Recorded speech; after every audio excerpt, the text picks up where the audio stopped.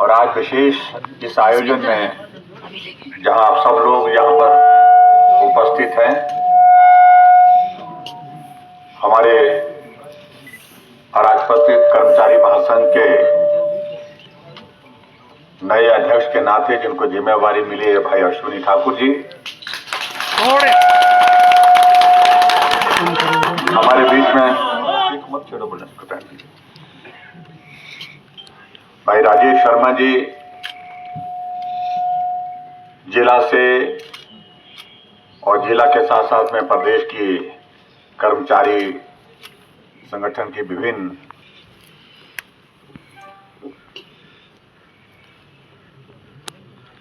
पदाधिकारियों की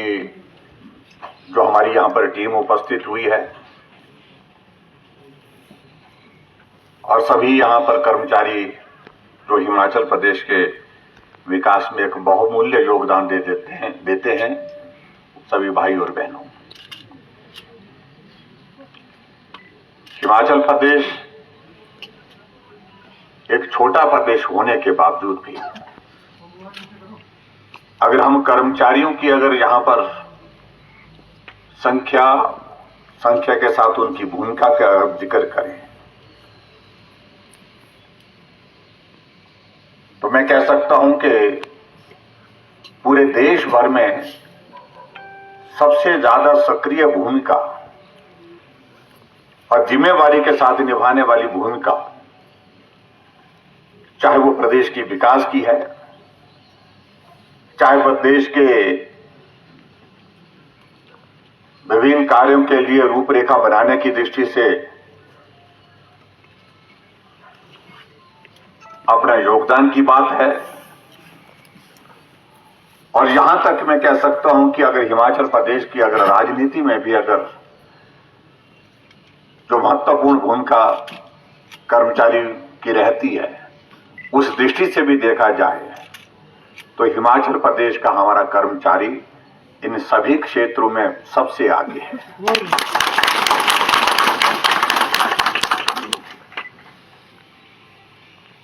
समय समय पर हिमाचल प्रदेश में सरकार बनने के पश्चात जो भी संभव किया जा सकता था वो हमने करने की कोशिशें की, जिसमें कर्मचारियों का हित जहां भी जिस रूप में सुरक्षित किया जा सकता था, जहां भी उनकी मांगों को सुनने का अवसर मिला, सुनने के बाद उनके समाधान करने का अवसर मिला, वो हमने करने की कोशिश की। लेकिन ये बात सत्य है कि जब हमने कर्मचारियों के लिए प्रतिनिधित्व तय करने की दिशा में कुछ आगे बढ़े, कोविड का दौर बहुत प्रभावी हो गया और ऐसी परिस्थितियों में प्राथमिकताएं हमारी उस दिशा में हो गई कि कोविड से इस प्रदेश को बाहर निकालें, प्रदेश के हर व्यक्ति के जीवन की रक्षा हम कैसे सुनिश्चित कर सकें, उन सारी चीजों को ध्यान में रखते हुए काम में विलंब हुआ। लेकिन फिर भी अब जैसे लगभग 1.5 वर्ष से ज्यादा 1.25 वर्ष का कार्यकाल इस कोविड के दौर का हो गया और इन दिनों में कोविड के मामलों में थोड़ी कमी आई,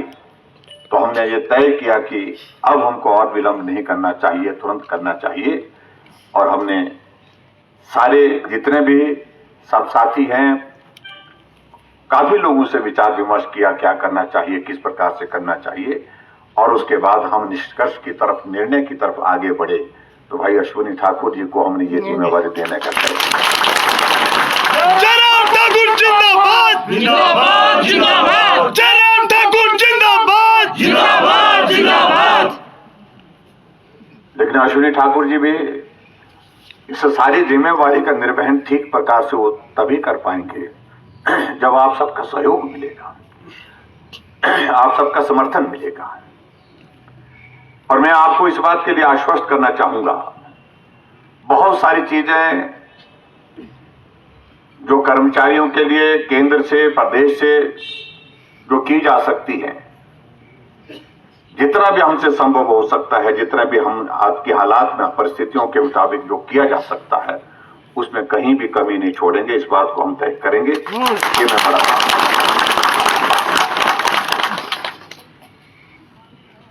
मैं आप सबका आज के इस अवसर पर इस बात के लिए भी आभार व्यक्त करना चाहूंगा कि एक व्यवस्था के अनुरूप जो है आपके पास रिप्रेजेंटेशन के नाते आज अश्विनी जी को जिम्मेवारी मिली, इससे पहले जिम्मेवारी नहीं थी। आप मतलब सब लोग हमको अलग अलग तरह से अपनी अपनी बात कहते भी रहे। अश्विनी जी भी आप सबके माध्यम से अपनी बात आपकी हमारे तक पहुंचाते रहे। और इस कोविड के कारण जो मामले, जो मसले हमारे सामने आप लोगों ने रखे हैं, उसमें कुछ जगह हम आगे बढ़ करके कुछ काम किए भी,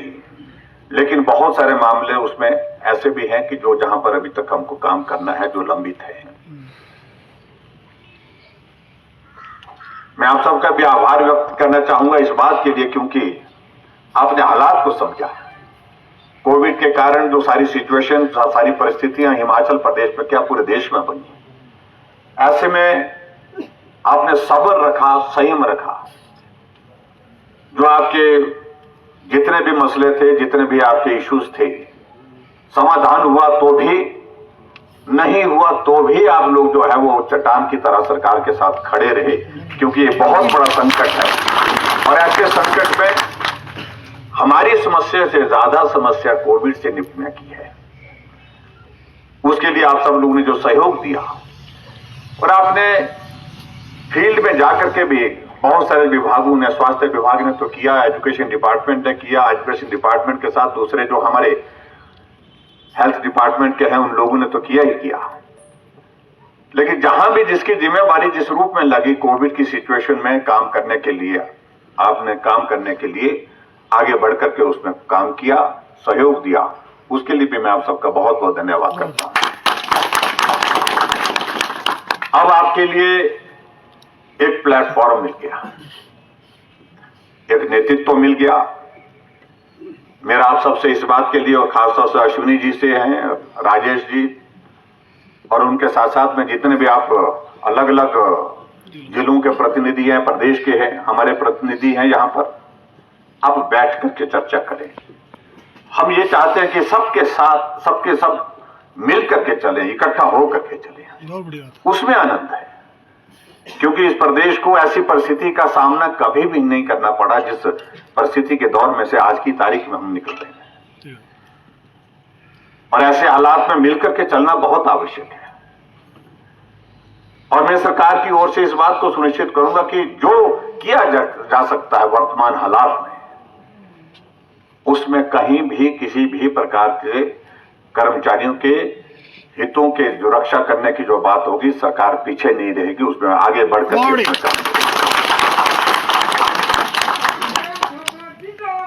जिंदाबाद जिंदाबाद। लक्ष्य जो है लोकसभा के चुनाव, उपचुनाव और सारे दौर में से आगे बढ़कर के सफलतापूर्वक अपने लक्ष्य की ओर बढ़ रहे हैं। उसमें हम साथी बने,